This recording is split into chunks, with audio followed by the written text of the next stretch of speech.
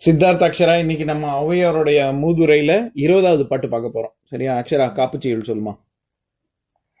வாக்குண்டாம் நல்ல மனமுண்டாம் மாமலரால் நோக்குண்டாம் மேனி நுடங்காது பூக்கொண்டு துப்பாச்சி மேனி தும்பிக்கையான் பதம் தப்பாமல் சார்வார் தமக்கு. Very good Siddharth. நான் 19வது பாடல் படிக்கிறேன், அதுக்கு பொருள் சொல்லு. சீரியர் கெட்டாலும் சீரியரே, சீரியர் மற்ற அல்லாதார் கெட்டால் அங்கு என்னாகும்? சீரிய பொன்னின் குடமுடைந்தால் பொன்னாகும், என்னாகும் மண்ணின் குடமுடைந்த கால். இதுக்கு என்ன அர்த்தம்? ஒரு தங்க பானை உடைஞ்சா இல்லைன்னா அதுல ஏதாவது டென்ட் விழுந்தா அது அதுக்கு மதிப்பு இருக்கும் இன்னும். ஆனா ஒரு மண்பானை உடைஞ்சா அதுக்கு மதிப்பே இருக்காது. அதே மாதிரி ஒரு நல்லவங்க போன ஜென்மோட பாவனால கஷ்டப்பட்டு இருந்தாலும் அவங்களுக்கு மதிப்பு இருக்கும். ஆனா ஒருத்தங்க கெட்டவங்க இப்ப பாவம் பண்ணிட்டு இருக்கிறவங்களுக்கு கெட்டது பண்ணா மதிப்பே இருக்காது. ஆமா, அவங்க எப்பவுமே ஏன் மண்பானைக்கு மதிப்பு இருக்காது? ஏன்னா மண்பானை உடஞ்சிடுச்சுன்னா திருப்பி கோயவன்ட்ட கொடுத்து திருப்பி புது பானை தானே செய்யணும். ஆனா பொண்ணுக்கு நீ அப்படியே கொடுத்தா, மண்பானை கொடுத்தா அதுக்கு காசு ஏதாவது திருப்பி கொடுப்பாங்களா? ஆனா பொன்பானை உடஞ்சாலும் பொண்ணு வெறும் அந்த உடஞ்ச பானையை கொண்டு போய் கொடுத்தாலும் பொண்ணுக்கு காசு உண்டு இல்ல. இப்ப தங்க செயின் இருக்கு, தங்க செயினுக்கு பிஞ்சு போச்சு, அந்த தங்க செயினை தூக்கி குப்பையில போடுவோமா நம்ம? அந்த தங்க செயினை கொண்டு போய் நகை கடையில கொடுத்தாலும் காசு கொடுப்பாங்கல்ல. அதுக்கு மதிப்பு இருக்குன்னு தானே அர்த்தம். அதனாலதான் சொல்றாங்க அப்படி. புரிஞ்சுதா? சரி, இப்போ 20வது பாட்டு நான் படிக்கிறேன், கேளுங்க. ஆழ அமுக்கி முகக்கினும் ஆழ்கடலின் நாழி முகவாது நாள் நாழி தோழி நிதியும் கணவனும் நேர்படினும் தம் தம் விதியின் பயனே பயன். இதுதான் பாட்டு. தம் தம் அவங்கவுங்க அப்படின்னு அர்த்தம். அவங்கவுங்களுக்கு விதிச்ச விதி அப்படின்னு அர்த்தம். சரி, இப்போ இந்த பாட்டுக்கு என்ன அர்த்தம்னா, ஒரு ஒரு பெரிய சமுத்திரம் இருக்கு, கடல் இருக்கு. அந்த கடல்ல போய் ஒரு நாழின்னா ஒரு ஒரு இப்போ என்ன சொல்றது, 1 லிட்டர் அப்படி சொல்றோம்ல, அந்த மாதிரி நாழிங்கிறது ஒரு அளவுகோல். எவ்வளவு கொள்ளும் வால்யூம் சொல்றோம்ல, அதை மெஷர் பண்றதுக்கு ஒரு அளவு லிட்டர் மாதிரின்னு வச்சுக்கோங்க. அதுல ஒரு நாழி அளக்கக்கூடிய ஒரு அளவு பாத்திரம் இருக்கு. கொண்டு போய் நீ நல்லா மூழ்கி எடுக்கிற, இதுல இருந்து கடல் தண்ணியை எடுக்கிற. அதுல 4 லிட்டர் 1 லிட்டர் கொள்ளளவு கொண்ட பாட்டில கொண்டு போய் உள்ள முக்கி எடுக்கிற. நல்லா முக்கி எடுக்கும்போது அதுல 4 லிட்டர் கிடைக்குமா நமக்கு தண்ணி? 5 லிட்டர் கிடைக்கும். எப்படி 4 லிட்டரும் 5 லிட்டரும் கிடைக்கும்? அதுல எவ்வளவு கிடைக்கும்? மேக்சிமம் எவ்வளவு இருக்கும் அதுல? இல்ல, 1 லிட்டர் கொள்ளளவு உள்ள ஒரு பாத்திரத்தை உள்ள முக்கி எடுக்கிறோம். அது எவ்வளவு இருக்கும்னு கேக்குறேன். 1 லிட்டர் முக்கினா 1 லிட்டர் தானே இருக்கும், 4 லிட்டர் வராது இல்ல. அதத்தான் சொல்றாங்க, நாழி முகவாது நாள் நாழி. நீ நாழி அளவு கொள்ளளவு கொண்ட பாத்திரத்தை நீ நல்லா முக்கி எடுத்தாலும் எவ்வளவுதான் முக்கி, நான் ஆழமா முக்கி எடுக்கிறேன் அதனால எனக்கு நிறைய கிடைக்கும் அப்படின்னு சொல்ல முடியுமா? எவ்வளவு ஆழமா முக்கி எடுத்தாலும் அதே அளவு தானே வரப்போகுது. அந்த மாதிரி அத உதாரணமா சொல்றாங்க. எதுக்கு?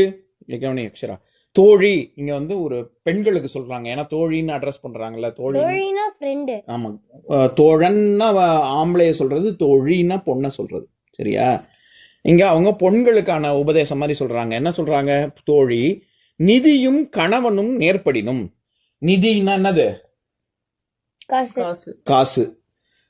நிதியும் கணவனும் உனக்கு பெண்களுக்கு தானே சொல்றாங்க. பெண்களுக்கு அவர்களுடைய கணவன்மார்கள் அமையறது, காசு பணம் செல்வம் அமையறது.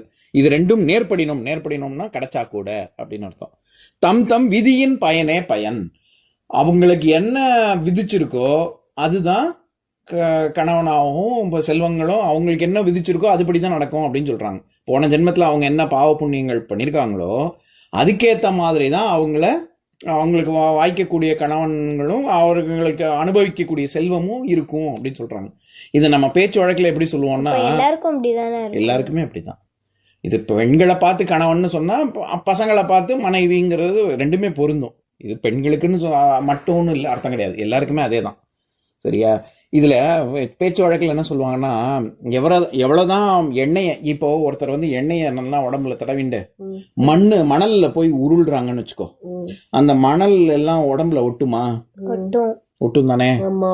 இப்போ நீ நிறைய எண்ணெய் தடவின்னு இருக்க, பயங்கர நிறைய உடம்பு பூரா எண்ணெய் தேய்ச்சி குளிக்கிற மாதிரி எண்ணெய் தடவின்னு போய் உருள்ற. அப்படின்னாலுமே உனக்கு எவ்வளவு அந்த மணல் ஒட்டணும்னு விதிச்சிருக்கோ அந்த மணல் தான் ஒட்டும். இன்னொருத்தவங்க லேசா தடவி இருப்பாங்க, நிறைய ஒட்டிக்கும். அதுக்கு என்ன பழமொழியா என்ன சொல்லுவாங்கன்னா, எவ்வளவுதான் எண்ணெயை தடவின்னு மணல்ல உருண்டாலும் ஒற்றை மண்ணு தான் ஒட்டும் அப்படிம்பாங்க. அப்படின்னா என்னன்னா, உனக்கு விதிச்சதுதான் விதி அப்படின்னு. இப்போ நீ இப்போ என்ன சொல்றது, ஒரு பெரிய பணக்கார வீட்டு பொண்ணு அல்லது பையன் வந்து மாப்பிள்ளை பார்த்து கல்யாணம் ஃபிக்ஸ் பண்ணியிருக்காங்க. திடீர்னு கல்யாணத்தன்னைக்கு இன்னும் கல்யாணமே பண்ணிக்கல, அதுக்கு முன்னாடியே அவருக்கு ஹார்ட் அட்டாக் வந்துடுது, இல்லாட்டி கல்யாணத்தப்ப ஏதோ ஒரு விபத்து நடந்துருது. இதெல்லாம் நம்ம கையில இருக்கா? இதெல்லாம் தானே விதின்னு, சாமி கையில தானே இருக்கு. இதைத்தான் விதின்னு சொல்றாங்க. பத்தியா, எனக்கு அவ்வளவு கைக்கு கிடைக்கிற மாதிரி கை கெட்டினது வாய் கெட்டலன்னு சொல்லுவாங்களே, அந்த மாதிரி என்னதான் நமக்கு சில விஷயங்கள் கிடைக்கிற மாதிரி இருந்தாலும் கிடைக்காம போயிடும். உன்னோட விதி என்னவோ அதுதான் அப்படின்னு. சரியா, அப்ப நான் ஏற்கனவே உதாரணம் சொல்லியிருக்கேன் திருக்குறள்ல. அப்ப முயற்சி திருவினையாக்கம் அப்படின்னு என்னதான் என்ன விதிச்சிருக்கோ அதுதான் நடக்கணும். அப்புறம் எதுக்கு நான் முயற்சி பண்ணணும் அப்படின்னு முயற்சி பண்ணாமையே விட்டுடலாமா? ஏன் முயற்சி பண்ணணும்? ஏன்னா நம்ம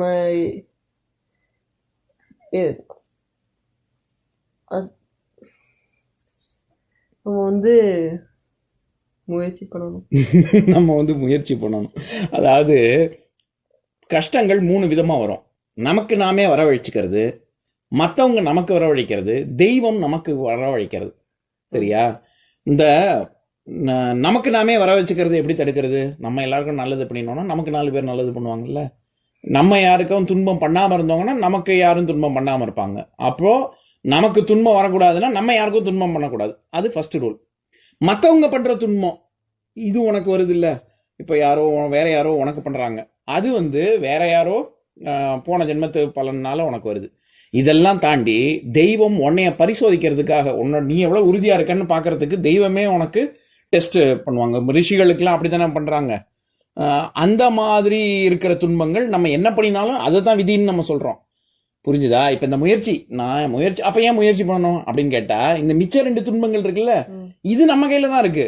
3வதுக்கான தெய்வம் தான் விதி. புரிஞ்சுதா? சரி, அதனால எதுக்கு இதை சொல்ல வரேன், இந்த பாட்டுல விதியின்படிதான் அமையும் அப்படின்னா, எவ்வளவுதான் நீ கடல்ல இருந்து மொண்டு எடுத்தாலும் எவ்வளவு எடுக்க முடியுமோ அவ்வளவுதான் எடுக்க முடியும். அதை தாண்டி உனக்கு ஒன்னும் ஒட்டாது அப்படின்னு அர்த்தம். சரியா? இப்ப நான் பாட்டை படிக்கிறேன், என் கூட சேர்ந்து படிங்க. ஆழ அமுக்கி முகக்கினும் முகக்கினும், அதாவது முகக்கினும்னா மொண்டு எடுத்தாலும் அப்படின்னு அர்த்தம். சரியா? முகக்கினும் ஆழ்கடலின் நாழி முகவாது நாள் நாழி தோழி நிதியும் கணவனும் நேர்படினும் தம் தம் விதியின் பயனே பயன். இன்னொரு நாள் இன்னொரு பாட்டு பார்க்கலாம்.